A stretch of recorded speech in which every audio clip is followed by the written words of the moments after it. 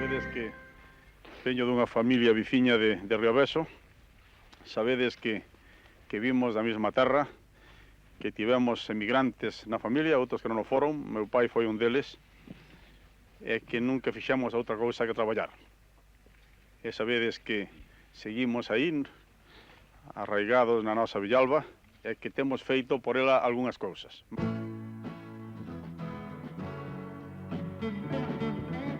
El personaje que ocupa hoy nuestro recuadro es una figura sobradamente conocida y no solo en su tierra natal.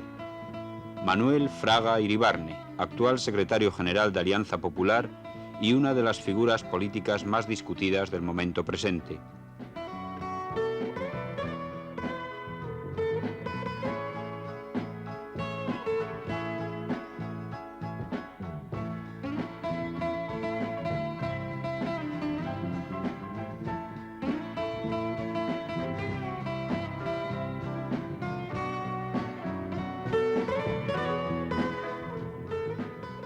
Para seguir la historia de Manuel Fraga, nos hemos desplazado hasta Galicia, su origen. En Villalba de Lugo nace el 23 de noviembre de 1922. 54 años separan su nacimiento y sus primeros éxitos de la actualidad.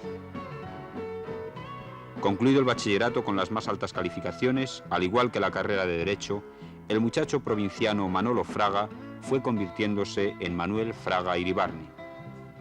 Bueno, conviene aclarar que en esta tierra sigue siendo Manolo Fraga, y lo seré hasta que muera porque la gente me sigue llamando así. Pero dicho esto, la historia de nuestra familia es muy sencilla. Mi abuelo era un modesto carpintero de aldea que emigró a Bilbao y volvió para desempeñar el lugar que tenía. Mi padre, mayor de 12 hermanos, se fue de 14 años analfabeto a Cuba, hizo unos pequeños ahorros y con ellos volvió a levantar una familia de 12 hijos, a mandarlos a la universidad, que fuimos todos ya en aquella época, todas las chicas de la familia, y después a ser alcalde del pueblo. Y luego trabajando como negro toda mi vida, trabajando por mi tierra, lo mejor que he podido. A los 22 años acaba la carrera de Derecho. Un año después se doctora con premio extraordinario, a la vez que ingresa en el cuerpo de letrados de las Cortes con el número 1 de su promoción. Estamos en 1945. Al año siguiente inicia su carrera diplomática con otro número 1. 2 años más tarde obtiene su primera cátedra en Valencia. Hasta el mes de julio de 1962, en que es nombrado ministro de Información y Turismo, ocupó distintos puestos. Primero en el Instituto de Cultura Hispánica. A los 33 años era secretario general técnico en el Ministerio de Educación Nacional y a partir de 1957, delegado nacional de asociaciones del movimiento y director del Instituto de Estudios Políticos. Llegamos en la biografía política de Manuel Fraga Iribarne a la etapa primera en el gobierno, es decir, como ministro de Información y Turismo, un ministerio que se suele considerar, por lo menos en algunos medios, como un ministerio de desgaste. Yo no creo que haya ministerios más, digamos, quemadores que otros. Evidentemente, el Ministerio de Turismo tiene dos problemas, o los tenía en mi tiempo. Primero, un ministerio avanzada, de modo que estaba en la punta del desarrollo, no solo del Estado, sino de la sociedad española. El Estado, porque fue la época de la preparación de la ley de prensa, que en mi opinión fue y sigue siendo la forma política más importante que ha hecho este país. Y ante la sociedad, porque todas las normas que crea el cambio social, que repercuten en las mores, es decir, en las costumbres, en la moral, pasan por allí. Los criterios en relación con el teatro, con el cine, los criterios de cambio de exposición a otras ideas o otras costumbres que creó el turismo. Por otra parte, el turismo en sí mismo fue una gran revolución social. Llevó a zonas poco desarrolladas una prosperidad no conocida. Transfirió zonas de falta de empresa a la posibilidad de creación de grandes empresas y sobre todo muchas medianas y pequeñas empresas. Llevó también consigo cambios en esas mismas costumbres, en esas mores a las que me refería. En ese sentido, y en el aparecer a menudo en la televisión, es un ministerio de gran exposición. Sin embargo, yo pasé 7 años por él y no tuve la sensación, si las cosas se hacen como deben hacerse, de desgaste, sino al contrario, de ser un lugar en el cual un hombre público puede prestar grandes servicios y que le sean reconocidos. Creo que se ocurrió en aquella ocasión. Quizás el mejor resumen de su paso por Información y Turismo sea decir, ahí está, la política turística que según sus palabras ha servido para financiar el desarrollo español con la ordenación de la infraestructura turística y la promoción de una imagen de España a nivel mundial. La política informativa, reflejada y resumida en la famosa ley de prensa, punto de arranque que con todas sus imperfecciones era, según palabras del equipo que la sacó adelante, lo máximo que se podía hacer en aquella situación. En estos días se habla otra vez del célebre artículo 2 de la ley de prensa. ¿Cuál es su opinión sobre su vigencia o sobre su posibilidad de cambio o sobre en qué sentido podría cambiarse, en caso de que opine así? La ley de prensa fue en su tiempo la mejor ley que podía hacerse. Yo dije entonces ya, y lo dije con valentía al empezar una ley en las Cortes, que no es un tema fácil, que era una ley de transición y para la transición. Y sin embargo, sostengo todavía ahora que hay temas más urgentes que reformar la ley de prensa. Lo que hay que hacerla cumplir con inteligencia en cada caso. Como la ley además fue una ley que remitió a los tribunales decisiones últimas, creo que los tribunales han actuado, y sobre todo el Tribunal Supremo, de un modo muy inteligente en su aplicación. En ese sentido, la ley, si algo le ocurrió, es que fue un avance en punta, mientras otras zonas del desarrollo político español estuvieron más detenidas. Y al avanzar siempre una zona al frente, cuando las otras zonas quedan estabilizadas, pues los flancos son más expuestos. Pero, insisto, con todos sus defectos, incluso el artículo 2, que en mi opinión es un artículo un poco complejo, que fue reformado por las Cortes, pero que sienta unos principios que son sanos para ser aplicados por unos tribunales inteligentes, independientes como son los nuestros, creo, repito, que hay temas más urgentes que la reforma de esos artículos. Y la prueba está que efectivamente hoy por hoy sigue en punta la prensa y sigue en punta la ley de prensa como la zona más renovada de la escena política española. Aquella época fortalece la imagen de un Fraga eficiente y volcado en su tarea sin horario y sin distancias. Se le podía imaginar bajándose de un avión y subiéndose inmediatamente a otro. Se llegó a decir que sería noticia el día que el ministro Fraga no hiciese nada. Constantemente rodeado de periodistas, fuente perpetua de novedades, Fraga sabía sacar fruto no solo de las realizaciones, sino también de las adversidades, como cuando en 1966 se tomó un publicitario baño en las aguas de Palomares junto al embajador americano después de la caída de varios artefactos atómicos desactivados. Y Fraga abre un campo hasta entonces inédito, el de la caricatura política, empezando por la suya. Aquí está la primera caricatura política que se hizo después de la guerra, que fue la que me hizo a mí la revista SP con motivo de la ley de prensa, y otra de la Codorniz de las mismas fechas, que son caricaturas históricas. Yo aprendí de José María Pemán que cuando uno se puede sonreír o reír de una cosa, perdona también sus efectos. Y don Ricardo Baroja, el buen aguafortista, que lo que uno es capaz de hacer, siempre uno debe despreciarlo un poco, para que realmente pueda tener algún mérito emprender luego otra tarea después. Y creo efectivamente que el político debe humanizarse, debe compartir sus errores, sus fracasos, sus debilidades y hasta sus defectos físicos y morales con el público, y que eso es un principio de buena comunicación. Yo defiendo mucho la caricatura política. Y aprendí a coleccionarlas de mi gran amigo Selwyn Lloyd en Inglaterra. Lo que ocurre es que ahora ya no tengo paredes y ya las voy metiendo simplemente en carpetas, pero tengo casi todas, incluso las más insultantes, las conservo con gran interés y con agradecimiento. ¿Cómo cuántas la habrán hecho? O en este momento ya se cuentan por centenares. Me parece que soy el blanco preferido desde hace mucho tiempo de los caricaturistas. Quizá porque saben que yo no me molesto nunca. Volcado en su época de ministro en reforzar los contactos de España en el exterior, había viajado intensamente relacionándose con importantes personajes políticos.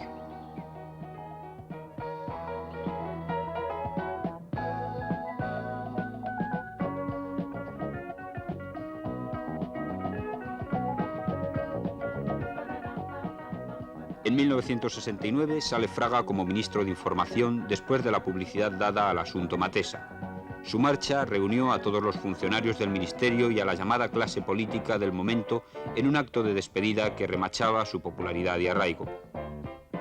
La imagen de político avanzado en la situación española de finales de los 60 se va reforzando en los años siguientes con la actividad pública que mantiene a la vez que preside la Sociedad de Cervezas El Águila. Así llega Fraga a Londres en 1973, con talante liberal y dando una nueva faz al político español, dispuesto a dirigir la embajada española durante 2 años. Para mí ha sido una experiencia no de descubrimiento, sino más bien de comprobación o de evaluación. Yo conocía Inglaterra, había hecho muchos viajes ya allí y había escrito un libro que me había tomado tiempo de estudios y de contactos sobre el Parlamento británico. De modo que estos 2 años fueron, como digo, más bien una experiencia de evaluación.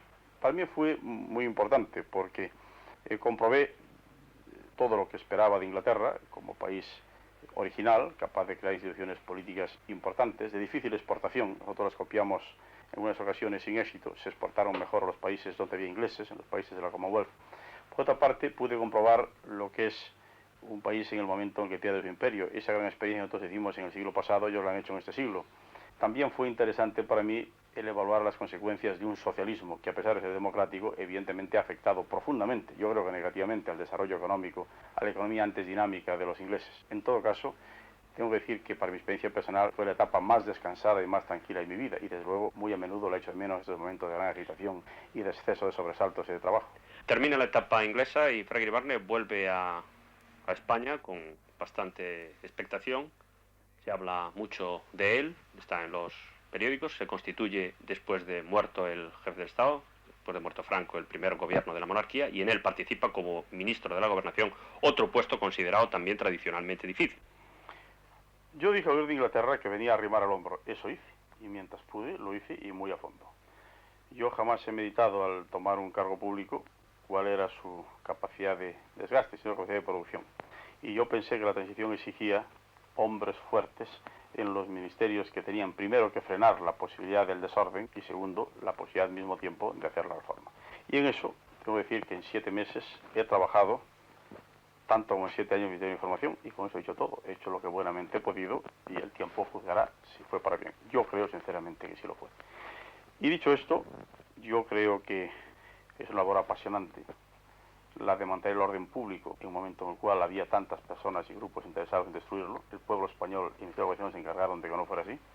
Y creo que es apasionante también el haber promovido la primera fase de la reforma, la ley de reuniones públicas y manifestaciones, la ley sobre partidos políticos y el primer proyecto de reforma política. Más otros varios que en aquel momento se hicieron. Y al mismo tiempo ocuparse de temas tan interesantes como la sanidad y otros muchos.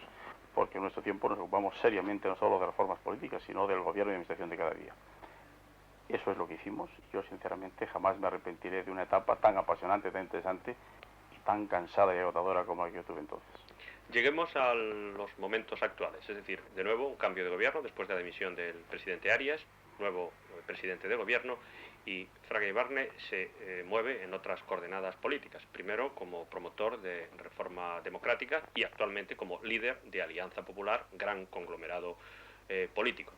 ¿Cuál es, para Fra Iribarne, cuál puede ser la salida normal de España, la salida que él considera óptima después de las elecciones que ya se adivinan inminentes? Yo he defendido siempre la tesis de la reforma política, frase en la que he insistido mucho antes y después de la transición y de la sucesión. Creo que lo mismo el inmovilismo, pensar que España puede quedarse en los años 40, o que el intento de ruptura, es decir, volver a los bandazos típicos de nuestro siglo XIX, son equivocados.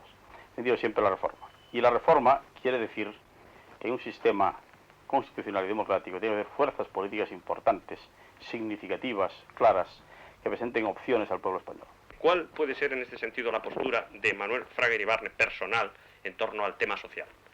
En ese sentido quiero decir que yo, que soy nieto de campesinos, que soy hijo de inmigrantes, que no tengo nada, absolutamente nada que no he hecho con mi trabajo, y un trabajo muy duro, hay pocas personas tan preparadas como yo para concebir eso como el tema fundamental de la política, para ir a la mayoría siempre y para pensar siempre que el derecho está primero de la parte del más débil.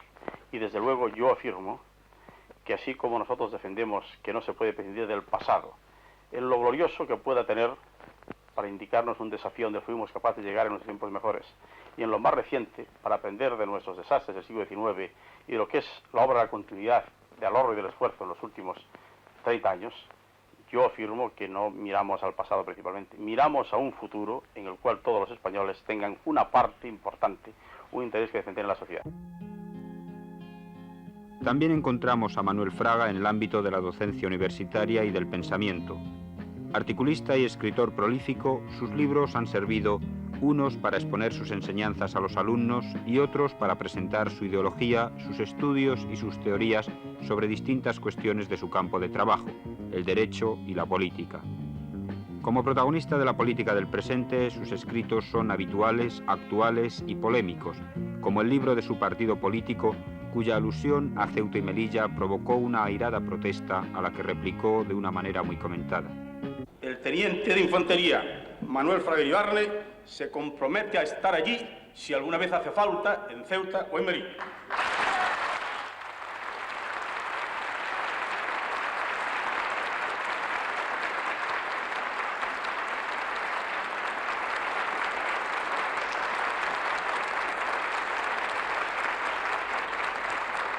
Por cana que le toque tener la barba en ese momento, cualesquiera que sean sus kilos, y quien quiera que quiera prohibírselo, es mi compromiso firme, y con esto termino ese asunto. En 1948 contrae matrimonio con María del Carmen Estévez. 3 hijas, Carmen, urbanista, Isabel, médico y Adriana. y 2 hijos, José Manuel, abogado, e Ignacio, estudiante de educación física. Su dedicación a la familia se ve limitada por la gran cantidad de obligaciones contraídas. Sin embargo, dedica a ellos y a sí mismo las obligadas vacaciones veraniegas que pasa en Perves, Galicia. Preocupado por los temas de estrategia, sus hobbies son jugar al dominó, pescar y la caza mayor. Los hombres de la ciudad vivimos una vida totalmente artificial. Demasiadas horas sentados, demasiadas horas en el despacho, demasiadas horas con calefacción o refrigeración artificial. Entonces, todo lo que veo en la naturaleza ha tentado siempre a las personas que están en esta situación, y hoy más que nunca. Para mí la caza, la pesca, el siempre pasear por el monte, el andar por el mar. Yo tengo la gran fortuna de conocer los grandes polos de la naturaleza. Yo conozco bien el desierto, conozco bien la selva ecuatorial, conozco la alta montaña, que hay algunos buenos trofeos de alta montaña, y conozco, en definitiva, todas las formas de evasión, la alta mar también. Lo único que no conozco es los hielos perpetuos del Polo Norte, que espero algún día conocer. Y pienso que la caza ha sido siempre, con razón, considerada la mejor evasión, porque además, le aseguro a usted, cuando uno defiende los intereses públicos, hay veces, de vez en cuando, si uno es un verdadero patriota, sentiría deseo de matar a alguien, lo cual no sería bueno ni legal, y entonces lo pagan los pobres jabalíes. Sin duda, pluralidad en la base, en el punto de partida, pero con la esperanza de que por vía federativa luego se lleve a una unión eficaz y operativa. No me gusta la palabra liberación. La mujer es naturalmente libre, como ser capaz de dar la vida. Y efectivamente por ello para mí la palabra clave es promoción, entendida claramente como total igualdad de oportunidades en educación y en colocación, y por supuesto como supresión de toda clase de discriminaciones legales y sociales. Pues con toda naturalidad, como es la vida misma, y por supuesto no delante de los micrófonos. Yo creo que además en mi tiempo a los padres ayudaron mucho los perros y los gatos en estas cosas. Yo ninguna. La página más negra es la pasión y muerte de nuestro Señor Jesucristo. Y fíjese usted, si la arrancásemos, se volvía a estropear todo. No, no, la historia hay que asumirla como es y, por supuesto, aprender de ella, si no estamos condenados a repetirla. Pues mire usted, hay una gran novela de mi paisano Fernández Flórez que se llama Los 7 pecados capitales, perdón, se llama Las 7 columnas, donde dice que los 7 pecados también contribuyen a la fábrica, a la sociedad. Y aquí en Galicia decimos que Dios escribe derecho con rayas torcidas. Yo creo que, en definitiva, la virtud está en el justo medio, como dijo Aristóteles. Mire usted todas, el anochecer, el amanecer, la mujer, los hijos, el Jerez, Beethoven, Shakespeare, le aprecian usted pocas, los hijos, todos son razones para vivir. Pues mire usted, con algo hecho importante. Mi filosofía es en eso completamente fáustica. Usted recuerde que Fausto, después de haber hecho un gran plan de obras que sacó a un pueblo de la miseria, en aquel momento es cuando dice la frase fatal que le llevaba al poder del diablo: detente, momento fugaz, cuán bello eres. Yo algún día me gustaría decir eso, aunque me llevase a manos del diablo.